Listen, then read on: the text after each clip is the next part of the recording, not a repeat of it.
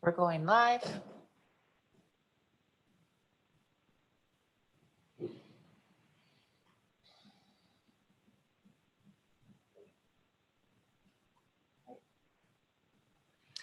Good evening. I'd like to call the Comox Valley Regional District Board meeting of Tuesday, December 8th to order.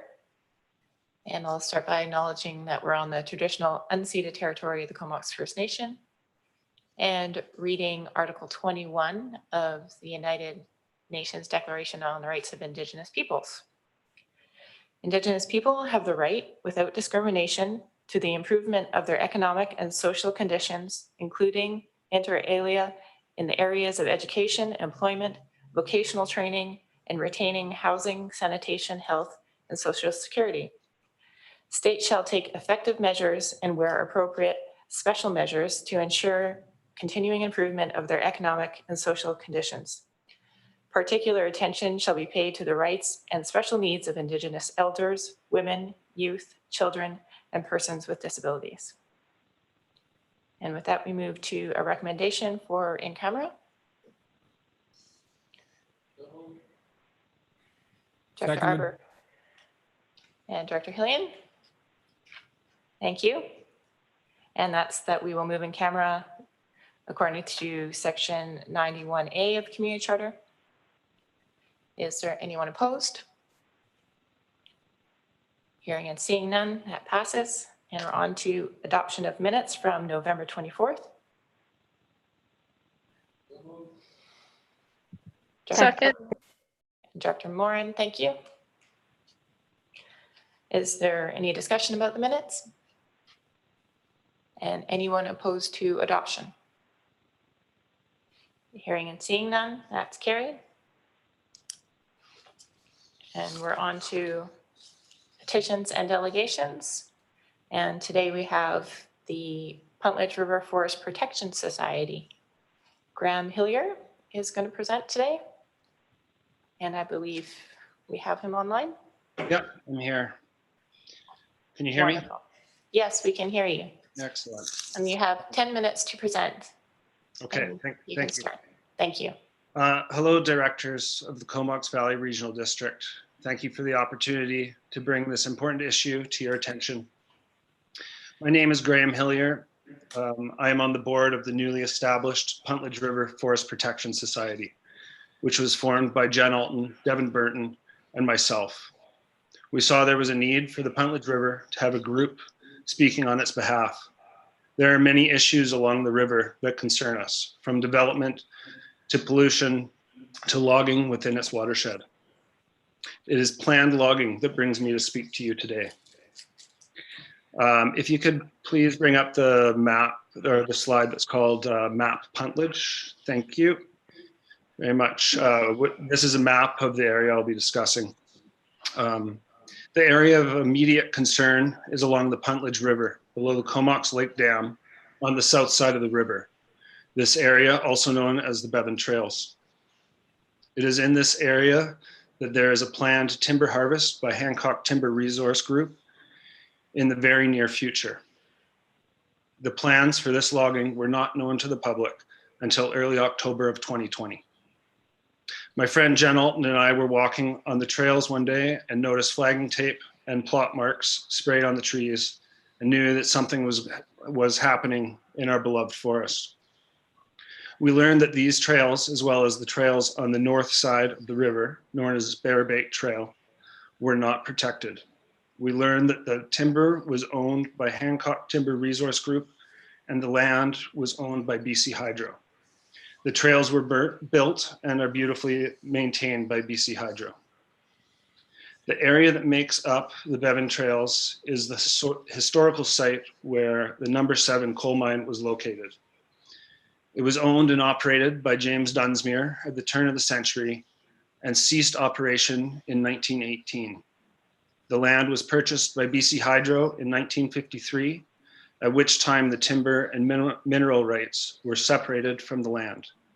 In 1995, Hancock Timber Resource Group purchased the timber, and their most recent harvest was in 2016. This area is an important wildlife corridor and recreational area. This is a well-established forest made up of mostly Douglas fir and western red cedar, and with some trees as old as 100 years. These trees are a great provider of carbon sequestration and provide protection to the forest floor from heavy rainfall events that can cause flooding downriver. The Puntledge is one of the most productive salmon-producing rivers, which flows into the Strait of Georgia. It is forests like this that help make this possible. The trail network on both sides of the river are becoming increasingly popular with valley residents. The beautiful forests make for a great place to walk dogs, ride bikes, and cool off in the many swimming holes in summer. Canoeing, kayaking, and paddle boarding from the dam are also very popular in the spring and summer. In our attempts to learn more about this area and the plans for its logging, we have met with local conservation groups, including Comox Valley Conservation Partnership. They have noted this area as sensitive habitat, which would connect previously protected parts of our watershed, such as the Comox Lake Bluffs and Nymph Falls Regional Park. The more we walk along the Bevan trails and Bear Bait trails and look at the Puntledge River as a whole, the more our Forest Protection Society believes this corridor must be protected. If you could bring up the other slide, that would be great, please. Thank you. This slide shows the harvestable timber, and it's shown in the blue thatched line. So that area is harvestable timber. We have met Hancock Timber Resource Group. We have met with Hancock Timber Resource Group, who have decided to put a hold on their 2020 harvest plans until early 2021 in order to more fully assess other alternatives. Although Hancock has pushed back the harvest date, this is a very time-sensitive issue. In closing, I would like to present a petition, which I've emailed to Jake Martins to share with all of you. So this petition was started by Devin Burton, who is now one of the Puntledge River Forest Protection Society's board members. So far, over 5,700 concerned citizens have shown their support by signing this petition and are asking for the protection of this ecologically important area. We are asking the Comox Valley Regional District to work with BC Hydro and the provincial government to purchase the timber rights to this area and to see the land and the timber are protected in perpetuity. We are asking all parties to work together for the benefit of the environment, the Puntledge River, and our entire community. Thank you very much. Great, thank you so much for your presentation. And Jake says he has received the petition and will distribute it to the directors. Excellent. Are you open for questioning? Yes, please. Yeah. Okay, first we have Director Arbor. Thank you for the presentation. I thought that was good and concise, and congratulations for starting this new society. Seems to be a lot of care going into thinking about the future of the Puntledge, so that's really great to see. So yes, I fully appreciate your concerns and the need for various partners to come together. I'm definitely supportive of that. Something in your presentation I hadn't thought about before, though, and maybe you have an answer to. Perhaps it's interesting, right? How across Canada some places have divided mineral rights and forest and timber rights from the land. Others have not, and BC we have quite a bit of that. But I'm thinking protecting the forest is one thing, but do you have any information as to who holds the mineral rights, which could be a much more potent and permanent risk to that particular area? I don't know who owns the mineral rights. As I was writing this, that was a question that came up for myself as well. So I could look into that more. Yeah, that'd be great, because if we look for a solution, maybe we want to look at it comprehensively and permanently and not have to deal with something else 15 years down the road. Absolutely. So thanks so much for your presentation. I'll pass the mic back to the chair. Okay, thank you. Thank you. Next we have Director McCollum. Thank you. Yeah, thanks very much for the presentation, Graham. And I want to commend you and your group for bringing this issue to light in our community. I think I probably am in the majority of people that have visited this area many times and had no idea that it wasn't already protected. So it was pretty, to be honest, when I first heard about this, I honestly didn't believe it until I, heard it again, because it seemed totally incredulous to me that this would be an area that could be slated for logging when it in most people's minds, this serves as basically an extension of that Nymph Falls area. And I had always assumed that that the BC Hydro ownership offered some sort of protection. So I completely agree with you that we need to look for some solutions to see what other avenues we have to protect this area. It's obviously a natural place for conservation. It's well used by the public, and obviously it's ecologically sensitive.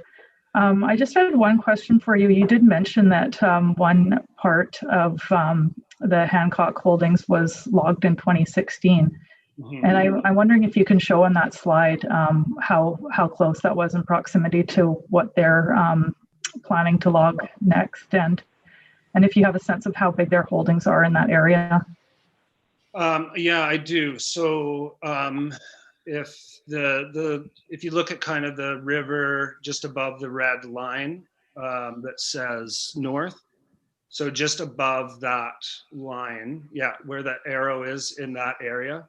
Yeah. So right where the arrow is now, I believe is part of what's been cleared, right about there. And then so it's within that kind of triangle is where they've planned for 7.5 hectare harvest. Well, the other thing I was wondering is you mentioned that in 2016 they had already done some harvesting in this area. Do you know where is that visible on this map, or is it further upstream? No, it's just inside, like where that white arrow is. It's just a little closer towards what I call as the horseshoe little area in there, which is the Bevan Trails area. This also looks kind of like a triangle. So there is a cut going up that way towards this new road that's kind of just on that red line as well. So it's in that area. And is that area also owned by BC Hydro, or is that a different type of so the green line, the green outlined area, I believe is where the land is owned by Hydro, and the timber is owned by Hancock Timber Resource Group. Great. Okay, yeah, thanks for clarifying that for me. Yeah. Thank you. We have another question from Director Hillian. Thank you, Chair. Thank you, Graham, for the presentation and for the work that you're doing to develop this group. I know your interest in conservation extends beyond this issue. I'm just wondering if you've had any conversation with BC Hydro about possible remedies to the situation. We've had one meeting with them, but it wasn't discussed too much into detail. Okay, thanks very much. Yeah, thanks, Doug. Thank you, Director Morin. Great, thank you, Chair. Thank you, Graham, for bringing this forward and for being part of creating the society to protect this area. I just wondered if you had, if you have any indication of the cost of the timber rights, or if you've had any of those discussions, and if there is kind of a plan from talking with, I know you've spoken with other conservation groups within the the conservation partnership, just I guess in terms of ideas or strategies of going forward. Yeah, so at this time, there's not a firm price in place. They would first need to update their timber crews information. So, but from our meetings with Hancock Timber Resource Group, they seemed very willing to sell to have these trees preserved. So there's not a firm number as of yet, but that. Right. I don't want to try to pin you down on something that you don't have an accurate. I just wondered if any of the conservation groups had even a kind of a ballpark because of their work in other areas like Cumberland Forest Society, for instance, if anyone has even a ballpark. Yeah, not at this time. I can get the board that information as soon as it comes available. Mhm. Great, thank you. Yeah, thank you. Okay, I don't see any further questions.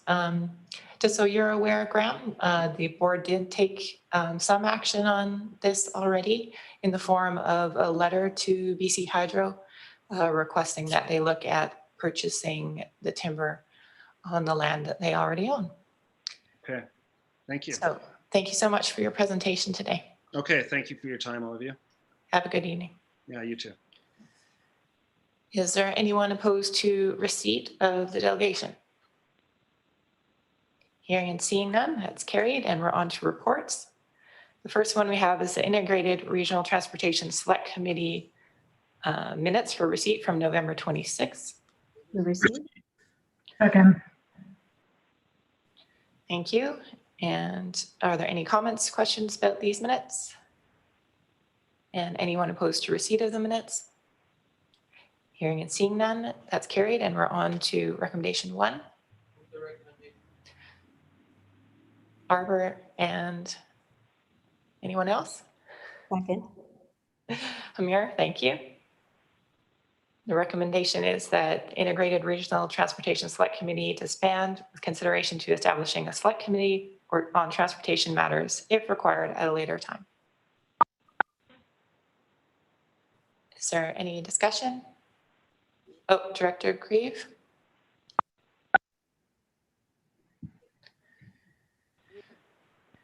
Director Grieve, are you there? We can't hear you.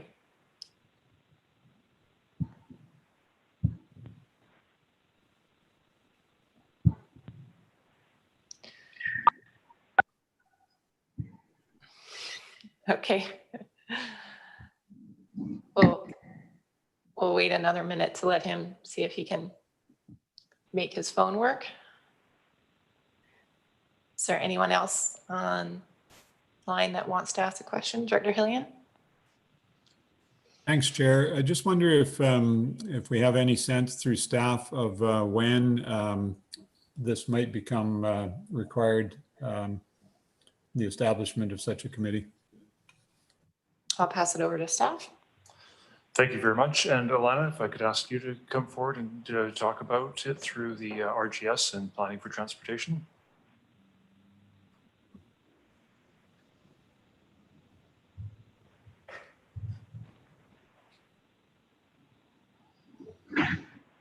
Thanks very much, Russell. Through the chair to the directors.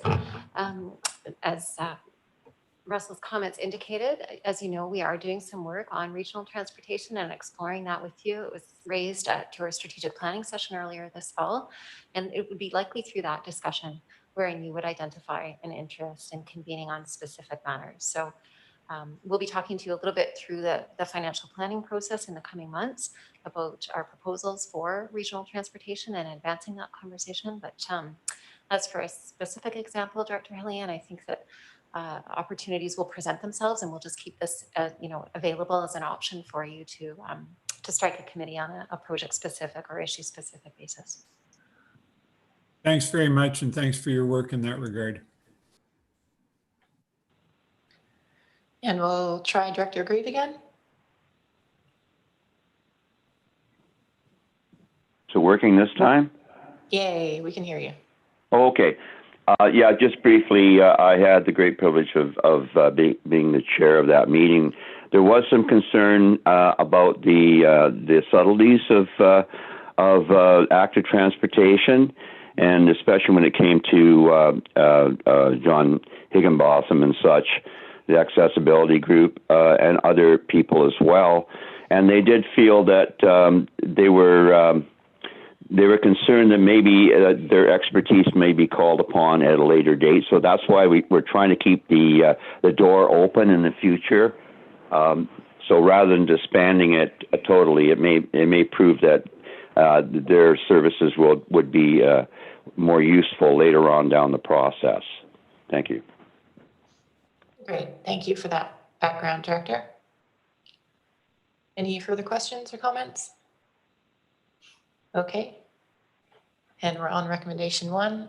Is there anyone opposed to the recommendation? Hearing and seeing none, that's carried. And we're on to item 2, which is the reallocation request for function 451 Connect Warming Center.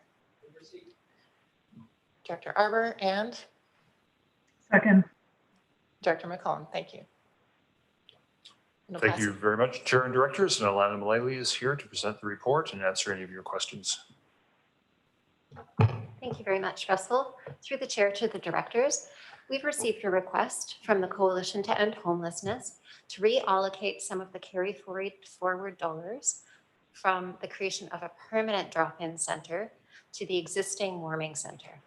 So as you know, the Coalition, specifically under the Transition Society, has been operating the Connect Warming Center in Courtenay over the last many months and providing drop-in services to folks who are at risk of homelessness or those who are experiencing homelessness. The Coalition and the staff of the Warming Center have noticed in particular over the pandemic that this site has been a very important resource. As many of the drop-in spaces in public places that folks would have used in the past are now closed, this warming center has seen continued and important use throughout the pandemic. At present, the warming center is funded through a variety of sources.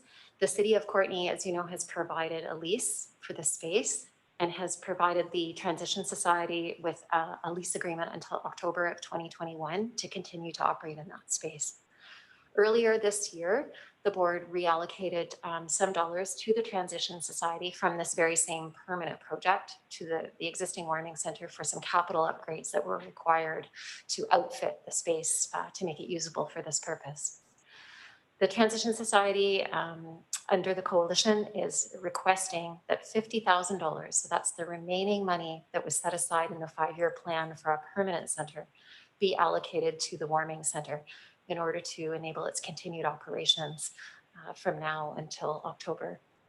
And Andrea unfortunately was not able to join us today. She had another commitment, but wanted me to convey to you that the Coalition and the Transition Society have been working diligently to try to find other opportunities for funding for this space, but have not yet been able to come up with anything. So they are exploring many, many avenues, but in order to keep this space open, the suggestion was that perhaps the board could consider using that remaining $50,000 for the continued operation of the warming center.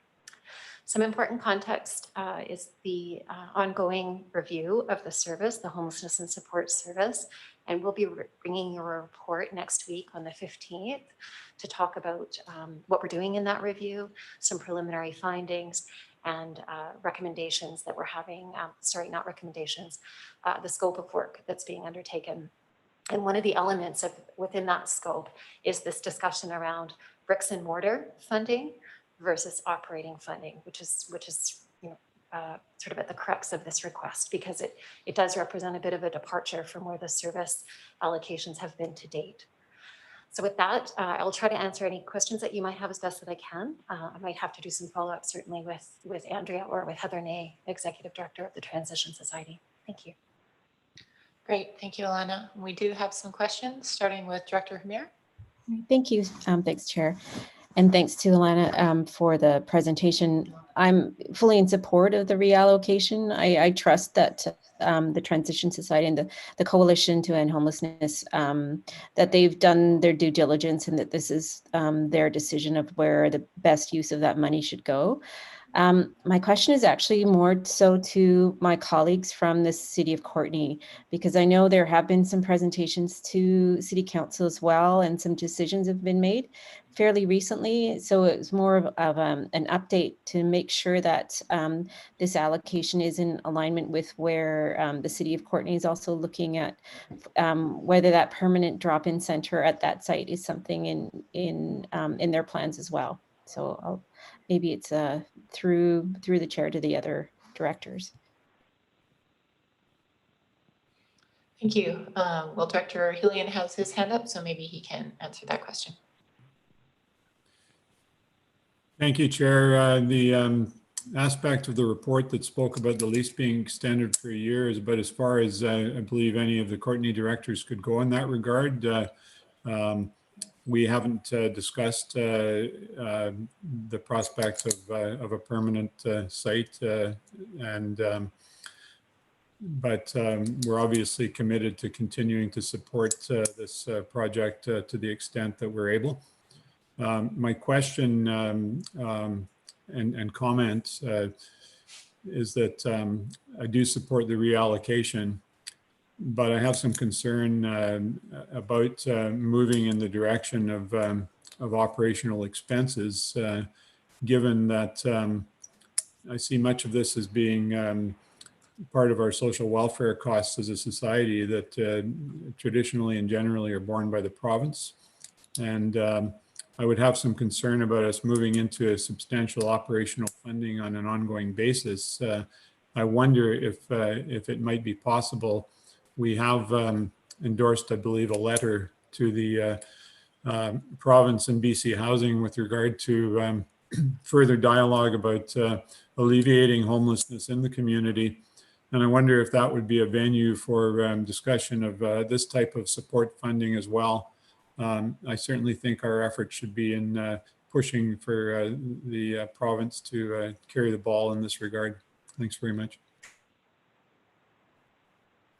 Thank you. And yes, thanks for mentioning the other letter from the coalition that you brought forward last month, Director Hillian. I did sign the endorsement of that letter to BC Housing on behalf of the board, and it can be found in the director's correspondence.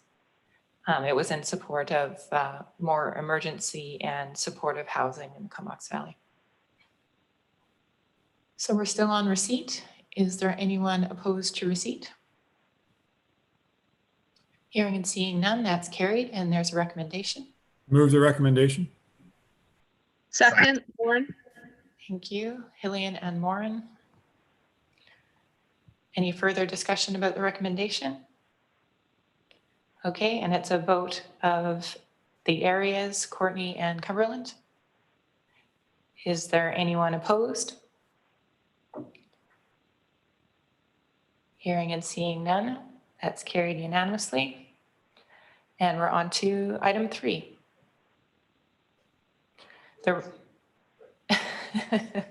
Thank you. It's the Revenue Anticipation Borrowing Bylaw. Dr. Arbour, and I do need a second. Anyone? I'll second, sorry. Thanks, Director Hamir. And I'll pass it over to staff. Thank you very much. This is an annual event to provide the Anticipation Borrowing Bylaw. Our CFO, Mariah, is here if there are any questions from the board.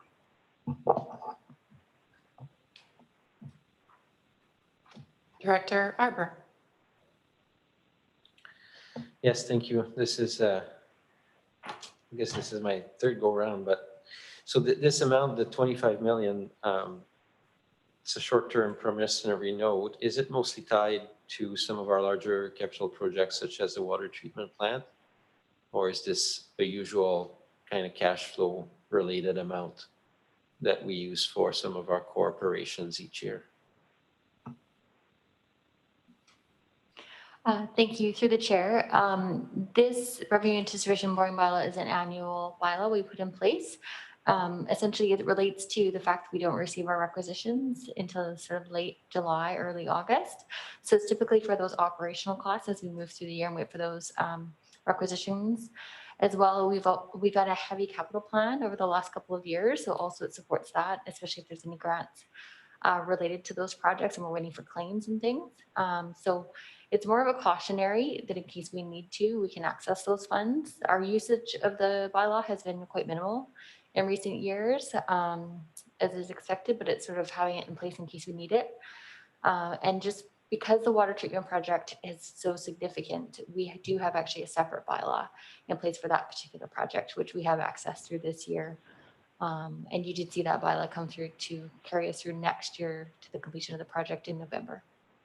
We can have a quick follow-up. So, so the interest, this is, I imagine, through MFA or something like that. So over 1 year, what would be the interest on such debt? So just to give some examples, we did take a look to see what our trend has been. In 2019, we borrowed $6 million for a couple of months early in the year, and our interest costs were around $16,000. We didn't access the funds in 2018 or 2017. In 2016, we borrowed $1 million between sort of June and August, and that was around $1,300. So it's sort of, we go up on the high end to 25 million because of our activity recently. Previous to sort of 2019, we were more at the $10 million level, but you know, up to that, which we haven't had to go to that level, but because of COVID and because of the high capital project plan, we've increased it for the past couple of years to have it in place with a bylaw, but not actually accessing it unless we need to. It's usually quite a short term. It's usually through that kind of June, July, August before we collect, when we start to get a little bit low on cash flow. Okay. Yeah. Can I have just one last little follow-up? Go ahead. Thank you. I rarely do that, but because it only comes up once a year. So has there ever been consideration to build a reserve for such purpose before? Or is it just seen as more favorable to take on some short-term debt as opposed to having some kind of cash flow reserve? Through the chair, ultimately the rates we're seeing on our line of credit for this is around 1.5% to 2%. So it's sort of a standard practice. MFA, Municipal Finance Authority, really recommends to have this bylaw in place. Regional districts particularly, because we're moving up into that late July, August. Municipalities start collecting their revenue sort of June. So because it's sort of that practice and it's standard to know, and it makes it monitoring for a bit easier for us to identify it separately and actually track what it's costing us to have it through this bylaw versus use reserves. Great, thank you. I don't see any further questions. We're on receipt. Anyone opposed to receipt?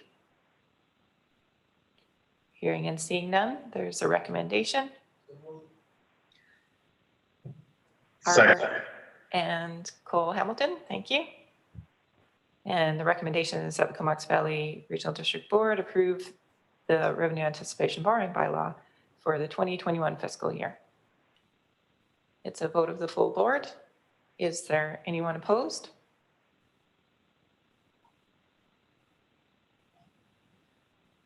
Hearing and seeing none, that's carried. Thank you. And we're on to item 4, Chair, Vice Chair remuneration. Move the recommendation. Thank you, Cole Hamilton and Arbor. And is there any discussion on this item? I guess I should say that it's coming back because Cumberland's in the unique position of sharing one seat at the board. So I do not sit on the solid waste board or the hospital board. My alternate, Councillor Sullivan, does. So that means that I cannot chair the waste board, and I kindly ask Vice Chair Hamir to do that. So that's part of why there's a transfer of some remuneration. Director Hillian. Thank you, Chair. I think this is a creative example of problem solving, and I'd just like to commend the Chair and the Vice Chair for their cooperation in working this out. I'm happy to support it. Great, thanks so much. So we're on receipt. Is there anyone opposed to receipt? Director Grieve, do you have your hand up?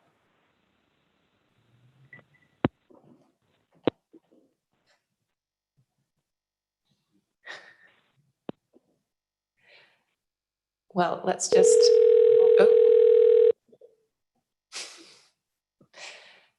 Are you calling back in? Okay, so we'll, hearing and seeing no one's opposed to receipt, we'll move on to the recommendation and. Move the recommendation. Second. Thank you.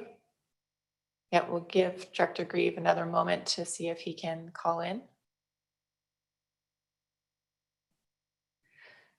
The recommendation is that $5,000 of the 2021 chair remuneration be allocated to the vice chair.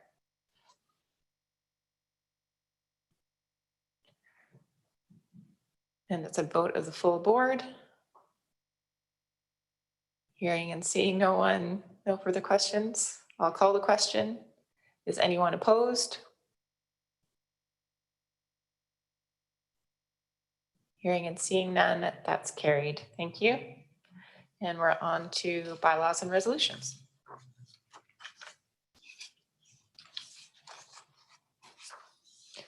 So the first item is bylaw 629, the revenue anticipation borrowing bylaw, which we just discussed. Move first and second reading. Thank you. Any further discussion? And is there anyone opposed to first and second reading? Director Grieve, are you able to call in yet?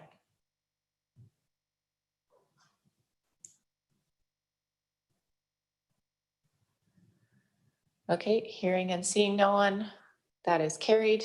Move third reading. Hillian and Arbor, thank you. Is anyone opposed to third reading? Hearing and seeing none, that is carried. And we're on to new business. Item 1 is United Nations Declaration on Rights of Indigenous Peoples. Director Arbor and Second. Director Hamir, thank you. And this was a motion brought forward by Director Cole Hamilton. He brought forward a similar motion at Courtney Council, and CVRD and KFN have been working on the Indigenous Relations Framework, and it's attached to the agenda. And it describes how we action the principles of UNDRIP through development of policy, including an interdepartmental working group, strengthening of relationships, and support of learning and education.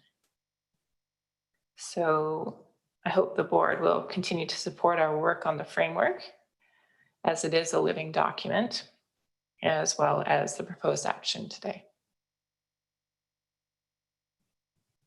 So we are on receipt. Director Cole Hamilton, would you like to speak to it? Yes, thank you, Chair. I just want to say that I see this request as building on the good work that's already being done by this board and the staff that we work with. Obviously, the board has already recognized Indigenous relations as a strategic priority, stating that we're committed to reconciliation and relationship building with Indigenous people, and specifically the Comox First Nation. And the work by staff that's gone into the Indigenous Relations Framework passed on January 28th of this year, and the work that's followed from it are a testament to the CVRD's commitment to reconciliation. And I also wanted to say that I see this as as building on the work of Chair Kettler, who in your speech last year when seeking the chair spoke of the importance of UNDRIP at this table, and promised to open each meeting with a provision of the declaration. I know that regular meetings between the chair, the senior CVRD staff team, and the KFN have been a key priority throughout your time as chair. So, and I believe it was at such a meeting with the KFN in late November that you spoke to the KFN chief and council about my desire to bring this forward, and the chair said that it was met with support by the KFN chief and council. I also reached out to Lauren Dean, who's the president of the Mikisew Métis Association, which is an organization for Métis people living in the Comox Valley. And she was also very supportive of this step. So in the spirit of reconciliation, I'd like to ask the board's support for my request when we get to the recommendation in just a second. Thank you. Great. Thanks so much, Director Cole-Hamilton, and thanks for bringing this forward. And yes, in our discussions with KFN, they certainly were happy to hear this come forward. And it is being considered by the federal government right now. So I think all the support that local governments can show is much appreciated. Director Morin. Great, thank you, Chair. And thank you to Director Cole-Hamilton for bringing this forward. I think most of us, well, probably all of us, are really interested in how to kind of walk the talk on this item. And I think this will go a long way to furthering our efforts in that regard.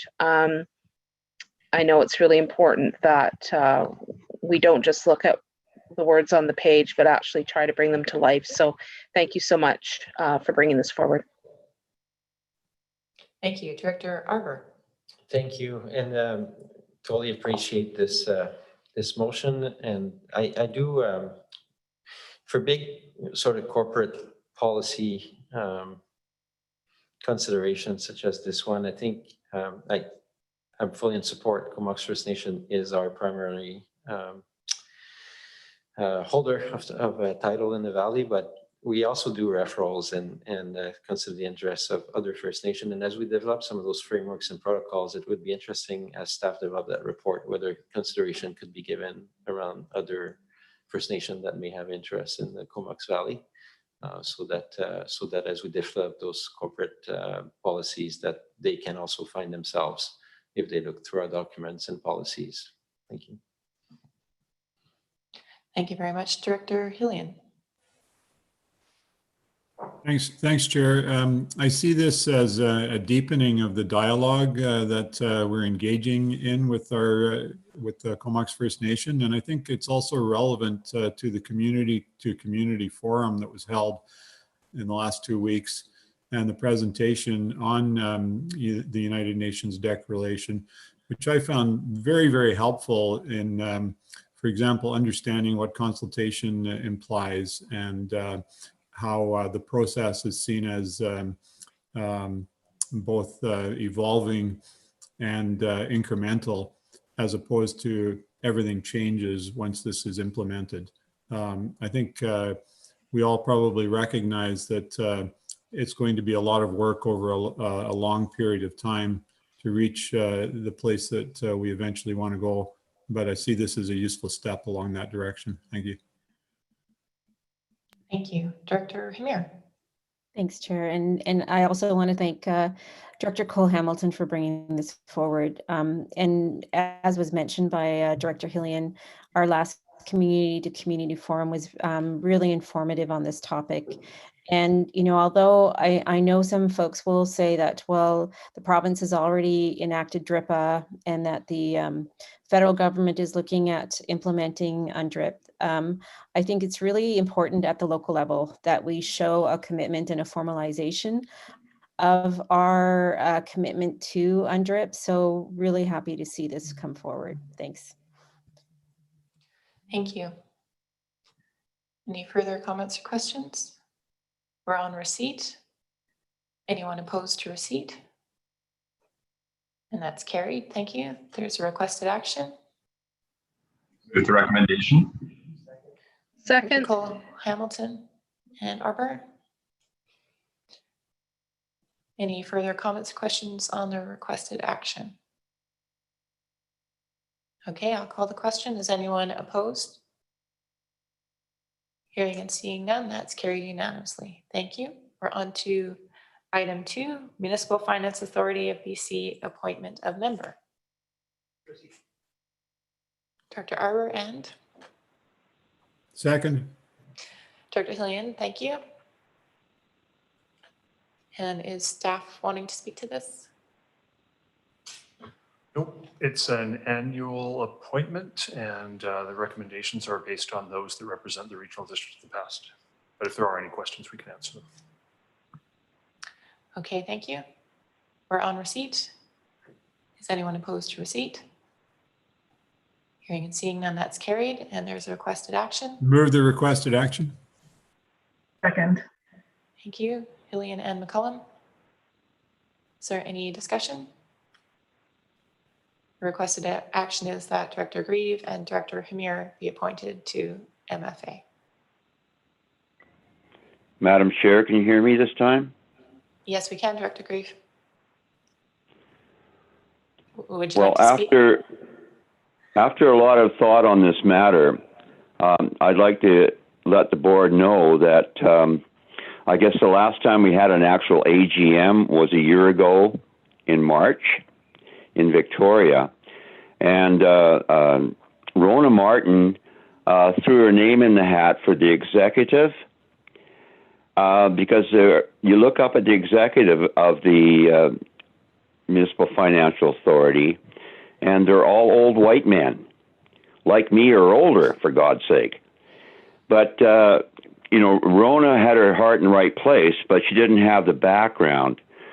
So this may be off the cuff, and it may be a surprise, but I would gladly give up my seat for Director Mccollum, because I think that she's got the proper credentials to really benefit from this. It would also be very good for her professional development. And I do think that we need some women on the executive of that board. So I will decline in favor of Melanie McCollum. Thank you. Okay, do I have a second to change the appointments to Director McCollum and Director Hamir? I'll second that. Director McCollum? Would you like to speak to that? Yeah, sure. Just briefly, that caught me by surprise. But yeah, thank you, Director Grieve, for the suggestion. I'd be happy to put my name forward and gain some experience on a board like the one we're discussing here. So yeah, I would be happy to accept the appointment if the board is in favor of that. Thank you, Director. Great. Any further discussion? Okay, so I'll call the question on the amended motion that Director McCollum and Director Hamir be appointed to the Municipal Finance Authority for 1 year period. Anyone opposed? Hearing and seeing none, that's carried unanimously, and we're on to item 3. The Emergency Operations Center Policy Group. Director Arbour. Second. Director Cole-Hamilton, thank you. And I'll pass it over to staff. Thank you very much, Chair and Directors, and Howie Siemens is here also to answer any questions that you may have. The letter that is being sent to the regional district is being sent to each of the local governments of the regional district or the Comox Valley, asking the same thing, to make an appointment and to support the establishment of the policy group moving forward. This is a recommendation that stemmed from the after action report. Again, Howie is here for any of the details that you may have with respect to your questions. Okay, maybe I'll just speak to it a little bit and say that I'm glad to see it come through after we did our after action report. It was clear that some more structure needed to be given to form a policy group just to streamline decision making. And I did have a question about who would be made chair of the policy group. I think it said about, I can't find the exact line in the report. Top of page 2. Yeah, so that, and further that the policy group be tasked with providing leadership, strategic direction. Oh no, that wasn't it, sorry. It had to do with the senior, I may be able to assist. It's on section Yeah. 10, the group policy guidelines, which was the table that we inserted into the letter. So it's actually Okay. in section 10. Thank you. yeah, that this senior elected official would be made chair of the policy group, which I think we needed to clarify here at the board rather than amongst the mayors and chair. So do you have some clarification on that? So I can provide some guidance just to sort of start on the background of this policy group for regional EOC. There is no perfect model at this point. Usually a policy group is formed by the local government representatives from their councils. And usually on that, it becomes the mayor as the chair. It doesn't have to be. It can also be a decision making of what your group will agree on as the most appropriate person to put in that place. That is the approach that we can take with the regional policy group as well, is when you first meet and come together, you can have that decision and decide on appointing who the chair will be. Okay, so it will be decided at that time by the policy group. By your policy group that you of representing what we had proposed in the letter, because it is not, again, it's not a standard, it's recommendations that you could do this. We are asking that you create it at that level. For the main two reasons we had in the letter was to try to provide, ensure that one point of contact for all local governments, as well as ensure that we're forming the sort of leader of the local community. So. Thank you. Director Hamir, you had a question? Not so much about the correspondence and the attached letter, but seeing as we're starting to get into some fairly high numbers, I'm wondering, Howie, if you have any indication from the province of what might trigger the EOC to form again.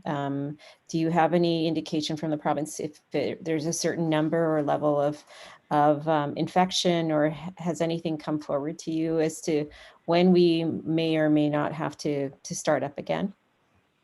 Through the chair to the director, at this point, we are on calls weekly with the province and representatives from public health.